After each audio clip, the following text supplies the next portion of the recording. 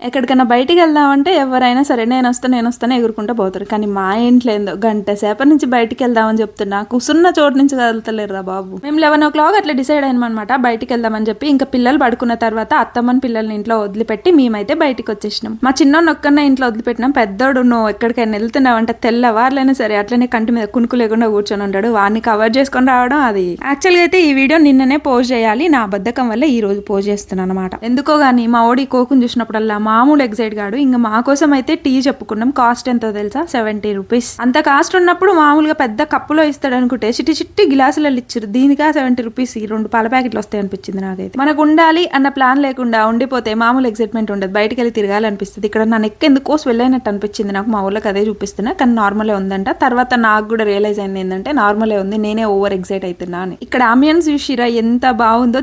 చిన్న పార్టీస్ కి ఫ్రెండ్స్ తోని చిట్ చాట్ కి సూపర్ ఉంటది. ఈవినింగ్ టైంలో వస్తే లొకేషన్ అయితే అదిరిపోయింది. నల్గొండకి దగ్గర ఎవరన్నా ఉంటే ట్రై చేయండి, బాగుంది. మేము అక్కడికి వెళ్ళేసరికి 12 అయిపోయింది ఆల్మోస్ట్. అక్కడ కొంచెం టీ తాగేసరికి 1 o'clock క్రాస్ అయింది. మనం తిందామన్నా కూడా ఈ టైంలో అరగదురా బాబా అని చెప్పి నోరు మూసుకొని మళ్ళీ సెకండ్ టైం కూడా కాఫీయే ఆర్డర్ చేసుకున్నాం. ఇక్కడ ఫుడ్ కూడా చాలా బాగుంటదంట. ఇంకా అట్లా గడిపేసి ఇంటికైతే స్టార్ట్ అయిపోయినాం. ఈసారి నల్గొండకి వెళ్ళినప్పుడు ఖచ్చితంగా ట్రై చేయాలి. ఇద్దన్నమాట. నెక్స్ట్ వీడియోలో కలుద్దాం. బాయ్.